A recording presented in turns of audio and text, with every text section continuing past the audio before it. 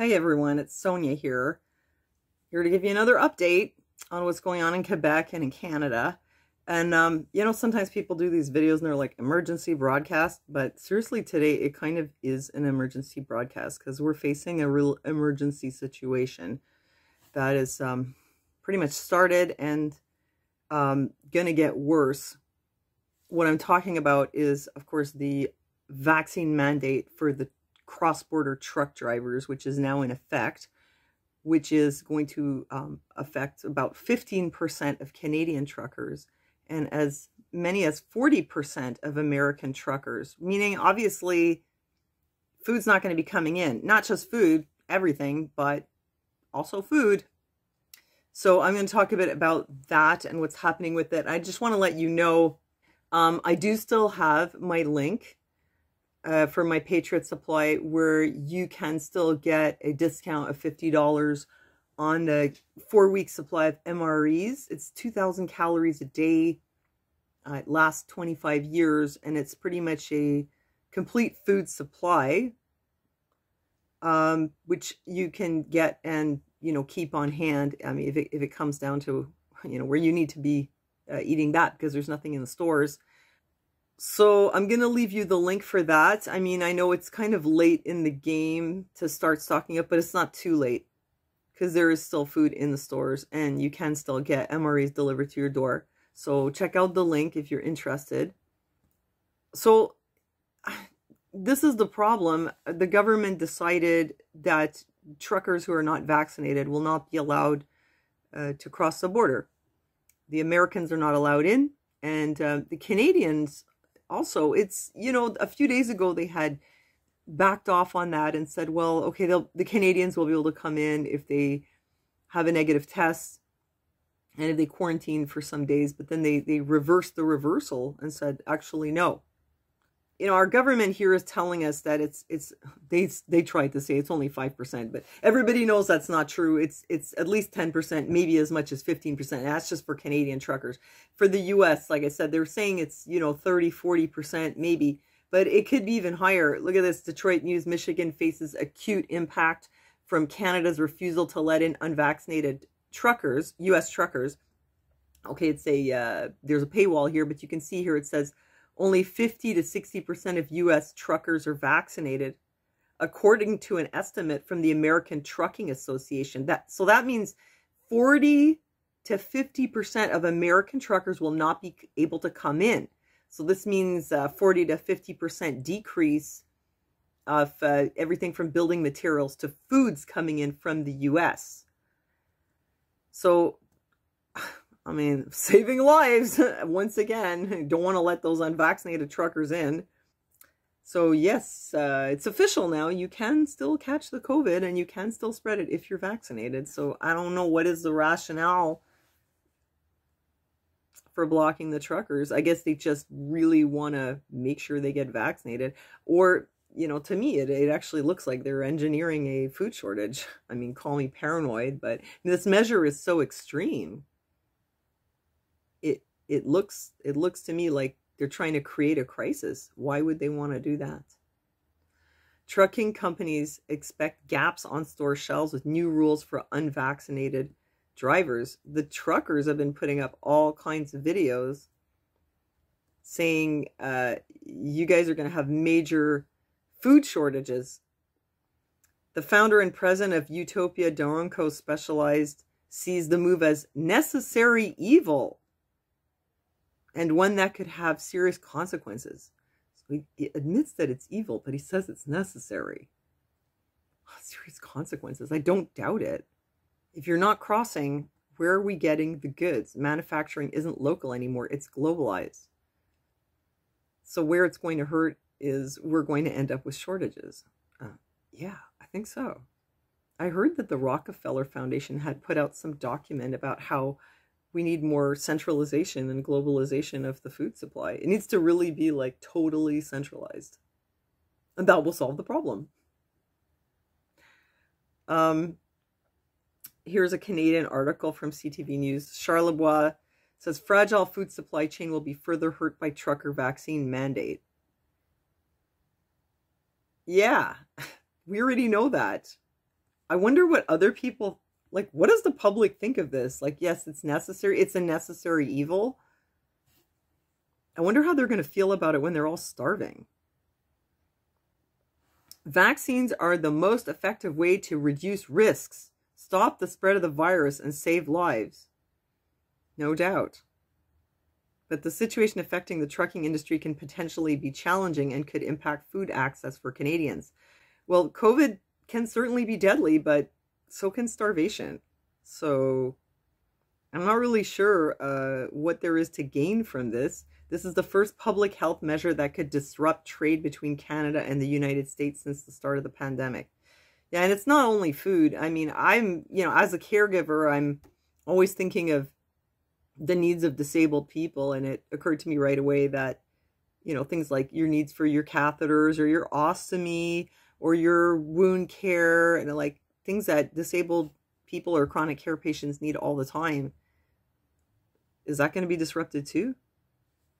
Because, you can maybe try to make do with whatever food does come through. But if you can't get your catheter, you're pretty screwed. What about medications? I mean, this could be really catastrophic. That's why I said emergency broadcast. I mean, this is not a joke. I feel like we're really entering the next phase in this whole, disaster. And to me, it looks like this is entirely avoidable. I mean, couldn't there be a little bit of flexibility? I've mentioned before, in Europe, they give you credit for being recovered, but not in Canada, not in America. I mean, when we're talking about totally disrupting the supply chain between the US and Canada, how could they not make accommodations, like testing or whatever? But they said no. So the truckers are protesting, which actually is going to add to the shortages. But they're doing it, as a pressure tactic to say, look, you can't mandate this on us. They're not going to go and get vaccinated. The ones who don't want to, it's like that 10% of the population. It doesn't matter what you do to them. They won't put the vaccine in their body. It's almost impossible. Although, just like another factor in this is they still haven't brought in Novavax. And so I think that if they roll out Novavax, there are some people who would go and get it, but they haven't made it available. So right now, most of the people who haven't gotten it, you could strong arm them, but there's a pretty good percentage of them that are still not going to do it, and they're just going to suffer whatever you impose on them. So the truckers are, they're not going to get vaccinated. That's what they're saying. And they're protesting.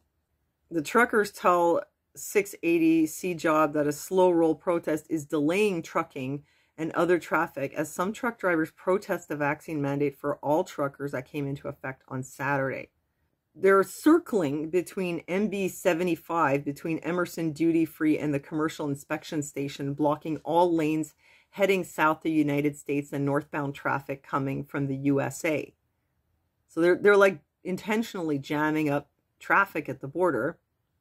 In a video sent to Global News by Don Davey, trucks can be seen slowly driving on Highway 75 and horns were blasting. So that's what they've done, but that's not all they're going to do. There's more.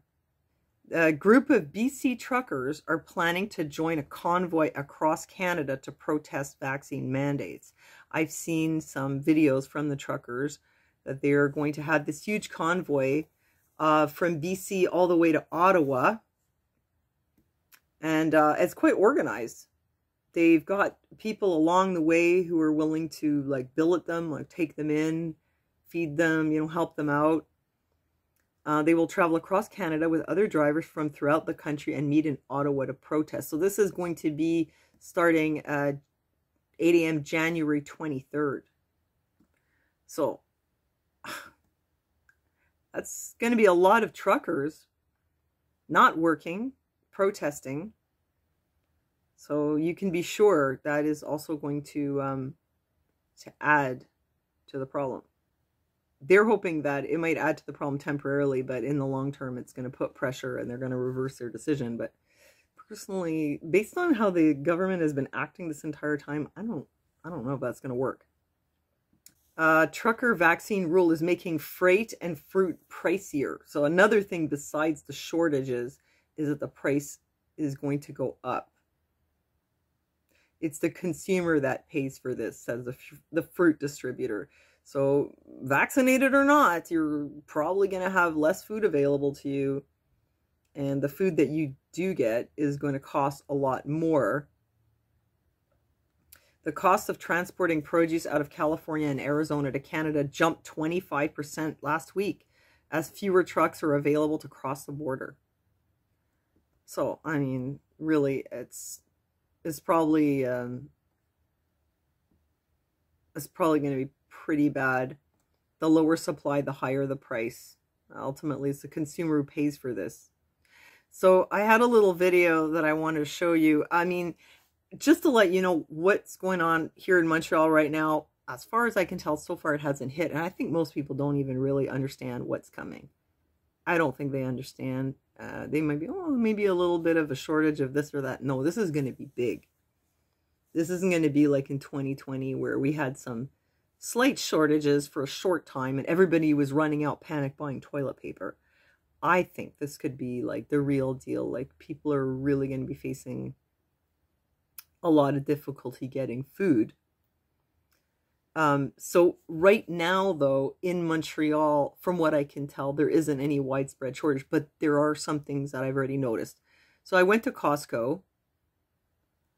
Oh, which I'm going to give them a call and tell them I'm going to cancel my membership in a couple days. But I went the other day and to get some things, and they had no more of their house pasta sauce, and they had no more Parmesan, but other than that, they look pretty well stocked.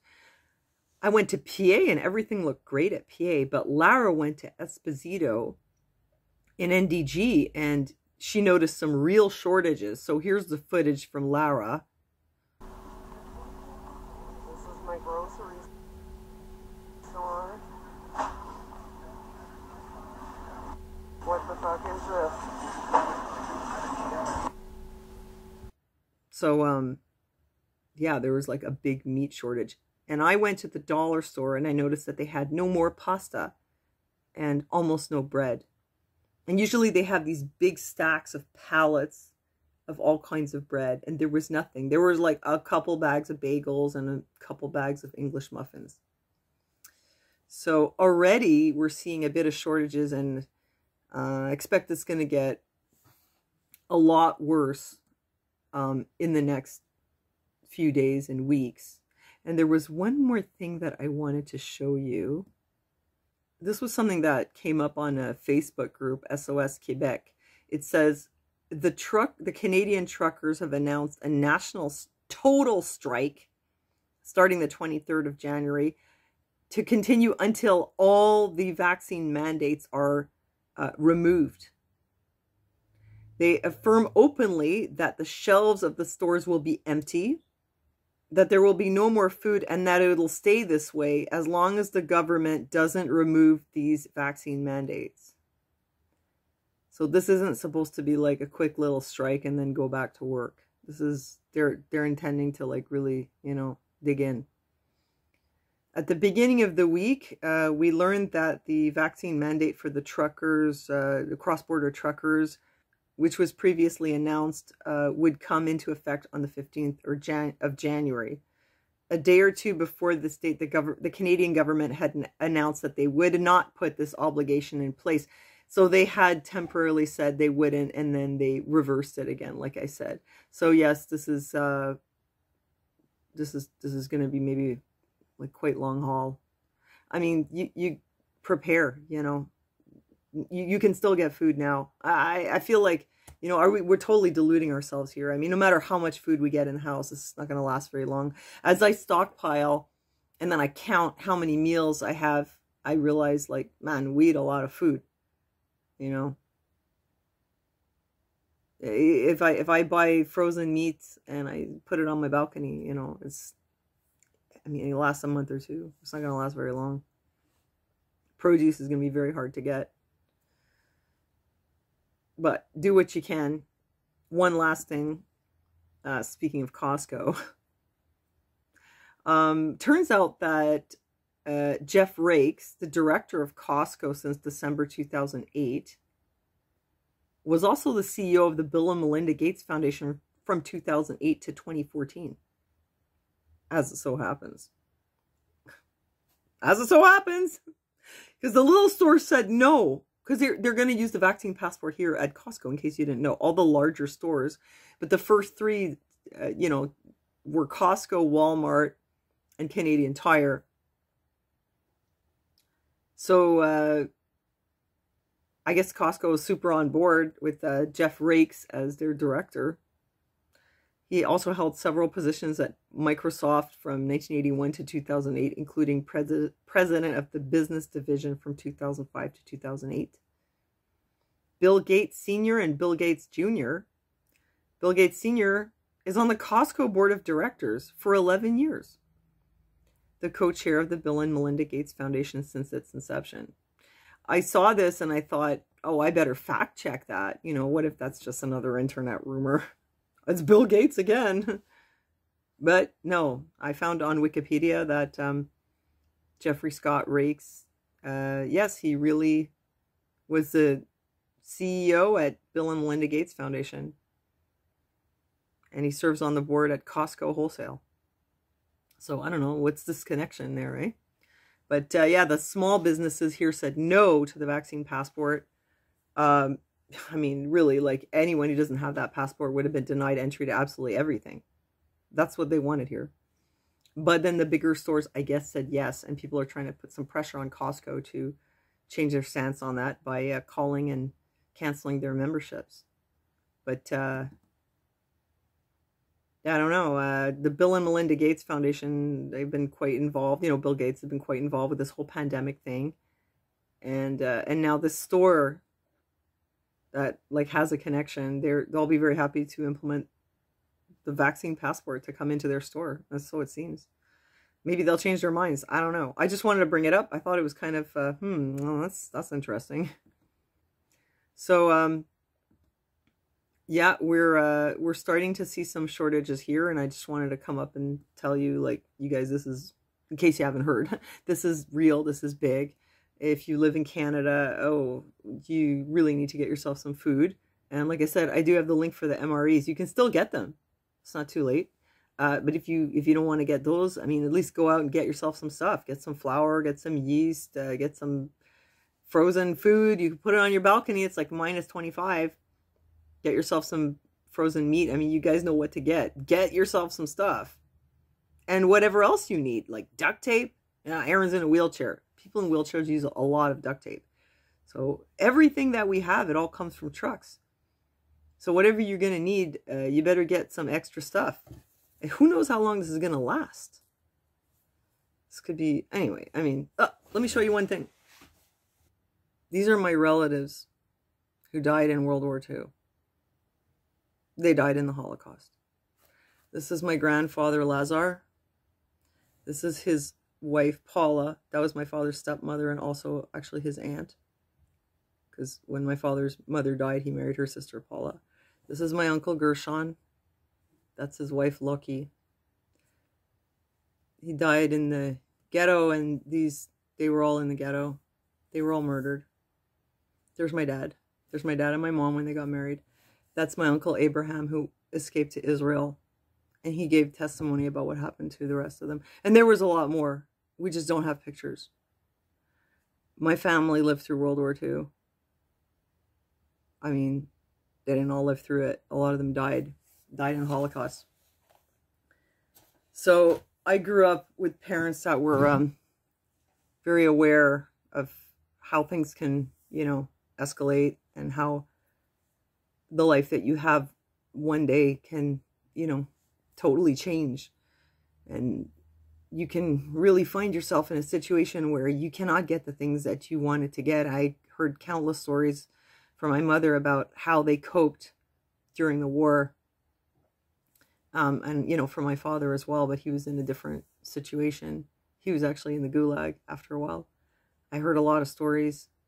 I feel like my life, everything that I've heard, has prepared me for this psychologically. And so there's some people that just feel like, wow, this is going to pass. But to me, it feels like, no, it's not going to pass. So we can do the best that we can to prepare. But I really feel like it's our turn to suffer now. And I'm not just talking to unvaccinated people. I mean everybody. We've been lucky we haven't lived through wars here and big disasters, but I feel like it's our time, you know? So I just pray that you'll all stay strong. You know, I pray for God to protect us and to provide for us supernaturally. I pray for, you know, justice to be restored, like for the sanity to be restored to our nation. And I just hope that you'll be able to prepare, at least short term, hopefully get through this. They had to go through it. It's like once the machine got going, like at a certain point, there was no way out. My father escaped the Holocaust because he went into the Russian side of Poland where he was from, and then he actually ended up in the Gulag, which maybe saved him. He was lucky he was imprisoned by the Russians, or the Germans would have got him. But like, once it gets to a certain point, this is like a tipping point, and there's no turning back until it runs its course. And on the other hand, there's also the 100th monkey phenomenon, which, if enough people, if the psychology, like the mindset changes in enough people, that they say, you know, you're going too far, you're going to kill people, like we have to stop. Then when a certain amount of monkeys start washing potatoes, all the other monkeys start washing potatoes without even being in contact with the monkeys that were washing potatoes. So sometimes that happens. And that seems like the thing that might save us. When all us monkeys start washing our potatoes, if you know what I mean. So that's pretty much it. I just wanted to give you this update. Again, the link is below if you want to get some MREs. And thanks for joining me. And thanks for listening to me. And I'll see you next time.